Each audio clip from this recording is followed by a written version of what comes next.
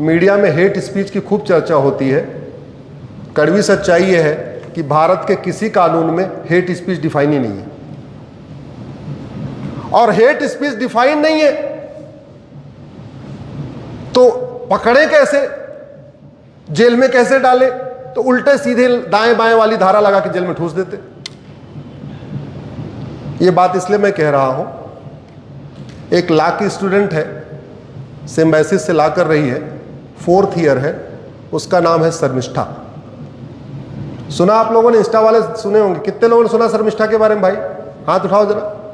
Law के बच्चों ने सुना कि नहीं सुना? सुना।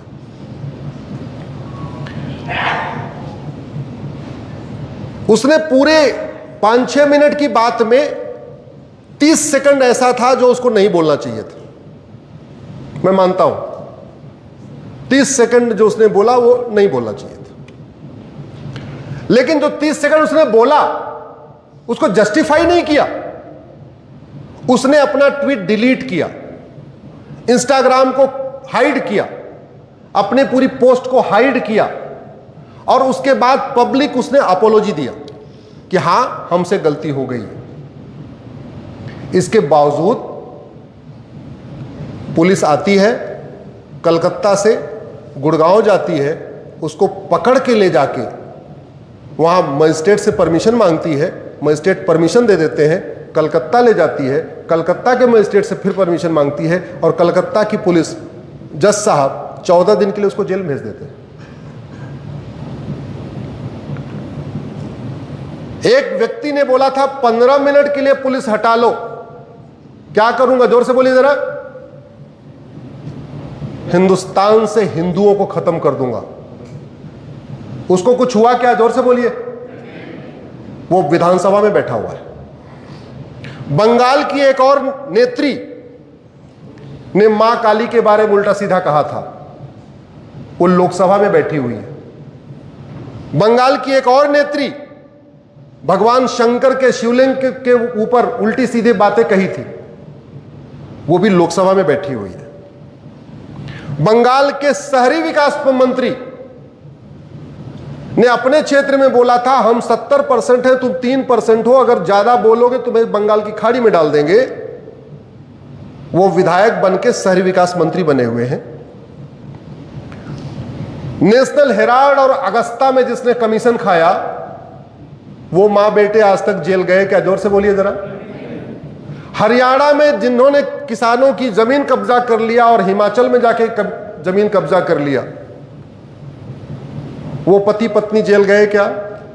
उसमें पत्नी लोकसभा में है, पति किसान नेता है, लेकिन एक बेटी जिसने कहा, और कहा क्यों? अगर आपने पूरा वीडियो देखा होगा तो देखा होगा उसने कहा क्या। शुरुआत कहां से किया? शुरुआत उसने कहा ये भारत के हीरो हीरोइन, स्टार सुपरस्टार, नायक महानायक, ये सदी के महानायक ये शांत क्यों बैठे हुए?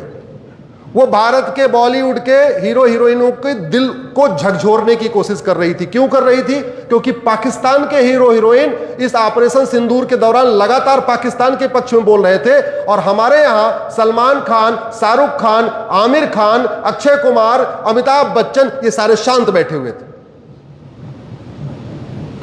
उसने उनको झकझोरने का प्रयास किया था। हां, अलग बात है उस स्लिप ऑफ टंग हो गया बीच में, और स्लिप ऑफ टंग हो गया तो एक तो यह भी होना चाहिए कि अगर स्लिप ऑफ टंग हो गया तो पकड़ने के पहले यह भी तो पूछो जो इसने गलती से भी बोला ये सही है कि गलत है। ढोल गंवार शूद्र पर सुनारी के ऊपर कितनी बार बातें हो चुकी हैं। कोई जेल गया क्या? जोर से बोलिए जरा। दुनिया का सबसे पहला कोडिफाइड लॉ, हमारे सर बता रहे थे मेसोपोटामिया के बारे में, वर्ल्ड का पहला कोडिफाइड लॉ है मनुस्मृति। उसके पहले भारत में पूरी दुनिया में कोई रिटन डॉक्यूमेंट था ही नहीं। The first codified law was the Manusmriti. ये अलग बात है आज की डेट में वो उतना इंपॉर्टेंट नहीं रहा, उसका कुछ पार्ट इंपॉर्टेंट है, कुछ पार्ट आज की डेट में इंपॉर्टेंट नहीं। कितने लोगों ने मनुस्मृति जला दिया? किसी को जेल हुई क्या? कितने लोगों ने पन्ना फाड़ फाड़ के दिया मनुस्मृति का? कहीं जेल हुई क्या? कितने लोगों ने भगवान राम के बारे में उल्टा सीधा बोला कि सीता जी को निकाल दिया, ये कर दिया, मां सीता प्रेग्नेंट थी तो बाहर क्यों भेजा? ऐसी खूब डिबेट हुई। किसी को जेल भेजा क्या? भगवान कृष्ण के बारे में कितने लोगों ने क्या क्या बोल दिया, गोपियों का कपड़ा चुराते थे, ये करते थे, वो करते थे। कभी किसी को जेल भेजा क्या? मुझे समझ में नहीं आ रहा है। आप भगवान राम कृष्ण का अपमान करो या उनके बारे में उल्टी सीधी बात करो तो किसी का रिलीजियस सेंटीमेंट हर्ट नहीं होता। आप ब्रह्मा विष्णु महेश के बारे में उल्टा सीधा बोलो तो ठीक है। आप जो है मां दुर्गा लक्ष्मी सरस्वती के उल्टे सीधे कार्टून बनाओ तो भी फ्रीडम ऑफ स्पीच और एक्सप्रेशन है। आप 24 तीर्थंकरों के उल्टे सीधे उनके कपड़ों के ऊपर कमेंट करो, जो जैन मुनि होते हैं चूंकि कपड़ा नहीं पहनते हैं उनके बारे में उल्टी सीधे बात करो तो भी ठीक है, फ्रीडम ऑफ स्पीच और एक्सप्रेशन है। आप सिख जो हमारे 10 गुरु हैं उनके बारे में उल्टी सीधी बात करो तो भी फ्रीडम ऑफ स्पीच एक्सप्रेशन है। लेकिन एक बेटी से कंटेस्ट, भारत पाकिस्तान का युद्ध था, टारगेट हमारे स्टार सुपरस्टार नायक महानायक सदी के महानायक थे, उसमें अगर उसको स्लिप ऑफ टंग हो गया, उसके बाद उसने अपने वीडियो ट्वीट भी कर दिया, डिलीट भी कर दिया, सब कुछ कर दिया, इसके बावजूद उसको उठा के ले जाना। आज मैं आपके इस यूनिवर्सिटी से माननीय सुप्रीम कोर्ट के जजों से आग्रह करता हूं। आप सोच रहे होंगे यहां बैठे बैठे क्यों आग्रह कर रहे हैं? वो इसलिए कर रहा हूं कि हमारा वीडियो सामान्यतः माननीय सुप्रीम कोर्ट के जजेस तक पहुंच जाता है। हमारे बहुत लोग प्रेमी लोग हैं जो हमारा वीडियो वहां पहुंचा देते हैं।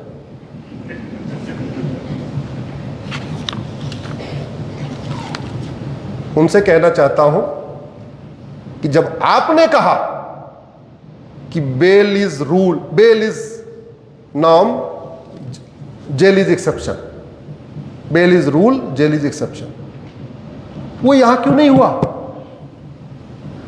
उस गुड़गांव के जज की हिम्मत कैसे पड़ी कि एक 22 साल की बेटी को कलकत्ता की पुलिस को दे दिया रिमांड पे? अरे भाग नहीं रही थी, कलकत्ता की पुलिस ने उसका लैपटॉप ले लिया था, कलकत्ता की पुलिस ने उसका मोबाइल ले लिया था, वो झूठ भी नहीं बोल रही थी, उसने बोला हाँ हमसे गड़बड़ी हुई है, हमने डिलीट कर दिया, एडमिट भी कर रही है, वो कोई भगोड़ी भी नहीं है, भागने वाली है यहां से। और करना था उसका ड्राइविंग लाइसेंस पासपोर्ट जब्त करवा लेते, और सजा देना था तो शर्मिष्ठा के माता पिता का पासपोर्ट ड्राइविंग लाइसेंस जब्त करा लेते, और ज्यादा कुछ करना था 2-3 और लोगों के आस पड़ोस के लोगों को गारंटी कर लेते। लेकिन क्या गुड़गांव के डिस्ट्रिक्ट जज को यह काम करना चाहिए था का कि सीधे कलकत्ता की पुलिस को उठा के दे दिया? जोर से बोलिए जरा। कई बार तो ऐसे लगता है कि सुप्रीम कोर्ट के जजमेंट को डिस्ट्रिक्ट कोर्ट के जज ही नहीं मान रहे। और क्यों नहीं मान रहे? क्योंकि सुप्रीम कोर्ट जजमेंट दे देता है, डिस्ट्रिक्ट कोर्ट के जज जब उसको नहीं, उससे फॉलो नहीं करते तो कोई एक्शन नहीं होता। हमारे देश में सिस्टम क्या है? डिस्ट्रिक्ट कोर्ट का जज फैसला सही दे या गलत दे, कोई एक्शन होता है क्या? आपके पास एक ही रास्ता है, हाई कोर्ट जाओ। हाई कोर्ट का जज फैसला सही दे या गलत दे, आप कुछ कर सकते हो क्या? नहीं, कुछ नहीं कर सकते। आपके पास एक ही रास्ता है, सुप्रीम कोर्ट आओ। जब तक सुप्रीम कोर्ट ऐसे केसेस में जहां सुप्रीम कोर्ट बार बार कह रहा है bail is rule, jail is exception, वो बेटी लॉ स्टूडेंट है, पहली बार उसने कुछ गलती किया था, वो कोई सीरियल ऑफेंडर नहीं थी, वो कोई ऐसा क्राइम नहीं कर रही थी, जो कहा उसको एडमिट किया, मान लिया। कहा उसने दिल्ली में किसी की भावना आहत नहीं हुई, भावना आहत हो गई जाके कलकत्ता में। इतने बड़े भारत में केवल कलकत्ता में जाके भावना आहत हुई, बाकी कहीं आहत ही नहीं हुई। माननीय सुप्रीम कोर्ट को उस गुड़गांव के डिस्ट्रिक्ट जज को ना सस्पेंड करना चाहिए, एक क्लियर कट मैसेज देना चाहिए कि हमारे ऑर्डर को तुमने फॉलो क्यों नहीं किया। और कलकत्ता के उस जज को भी सस्पेंड करना चाहिए जिसने 14 दिन के लिए शर्मिष्ठा को जेल भेजा है। अब समय आ चुका है, जब तक जजों के ऊपर कोड़ा नहीं चलेगा, जब तक जजों की अकाउंटेबिलिटी तय नहीं होगी। आखिर आईएएस गलती करता सस्पेंड होता है कि नहीं होता? जोर से बोलिए जरा। आईपीएस गलती करता सस्पेंड होता है कि नहीं? सांसद विधायक गलती करते हैं सस्पेंड होते हैं कि नहीं? तो जज गलती करते हैं सस्पेंड क्यों नहीं होने चाहिए? जुडिशियल रिफॉर्म की जरूरत है, जुडिशियल सिस्टम की जरूरत है। और यह हुआ किस लिए, अब मैं उसके रूट को बताता हूं। यह हुआ इसलिए क्योंकि भारत में 1861 का पुलिस एक्ट चल रहा है, 1861 का। यह जो कानून जिससे भारत चलता है, इसकी एक भूमिका है, एक बैकग्राउंड है। अंग्रेजों ने वो सारे काम किए जो मुगलों ने किए, बस मुगल तलवार के दम पे करते रहे, अंग्रेज कानून बना के करते रहे। 1857 की क्रांति हुई मंगल पांडे की, और मंगल पांडे की क्रांति पूरे देश में फैल गई, लाहौर तक पहुंच खबर लग गई, ढाका तक उसकी खबर लग गई, कन्याकुमारी तक उसकी खबर लग गई। ये सारा हिस्सा भारत का हिस्सा था, सिंध, जलियांवाला, ये पूरा। अंग्रेजों ने बोला भाई इनको गुलाम बनाना पड़ेगा। कैसे गुलाम बनाए? मैकाले पहले आया हुआ था, 1835 में आ चुका था। एक उन्होंने 1857 में लॉ कमीशन बना दिया। भारत में लॉ कमीशन आज भी चल रहा है। वो पहला लॉ कमीशन कब बना था? मंगल पांडे की क्रांति के बाद। मैकाले को लॉ कमीशन का चेयरमैन बनाया, बोले कानून बनाओ, कानून बना के इनको गुलाम बनाओ। तो पहला गुलामी वाला कानून कौन सा बना? 1860 में आया इंडियन पिनल कोड। बोले कानून तो बन गया, इनको लाठियों से पीटेगा कौन? इनके अंदर विद्रोह की भावना पैदा हो रही है, इनको लाठी से पीटने का इंतजाम करो। अगला कानून बना 1861 में, क्या नाम है इसका? Police act. बोले ये पता करो कि मंगल पांडे की क्रांति लाहौर तक कैसे पहुंची, किसने फैलाया ये बात, ये कौन है काम कर रहा है इतना तेजी के साथ। अंग्रेजों ने जांच करवाई तो पता चला ये सारा का सारा काम मंदिरों ने किया था, मठ मंदिर के पुजारियों ने किया था। जैसे मंगल पांडे ने क्रांति किया तो जो मठ मंदिर के पुजारी थे, इन्होंने रिले रेस शुरू किया। रिले रेस समझती है ना? एक व्यक्ति वहां तक जाएगा, अगला व्यक्ति वहां तक जाएगा, अगले व्यक्ति वहां तक जाएगा। तो मठ मंदिर के पुजारियों ने उत्तर दक्षिण पूरब पश्चिम शुरू किया भागना। रात रात भर भागते थे, अगले वाले मंदिर के पुजारी को बताते थे कि मंगल पांडे ने क्रांति कर दिया, ये बात और आगे बता के आओ, और आगे बता के आओ, और आगे बता के आओ। वो पूरे, उस समय और फोन तो था नहीं, ये व्हाट्सएप कोई लैंडलाइन मोबाइल कुछ भी नहीं था।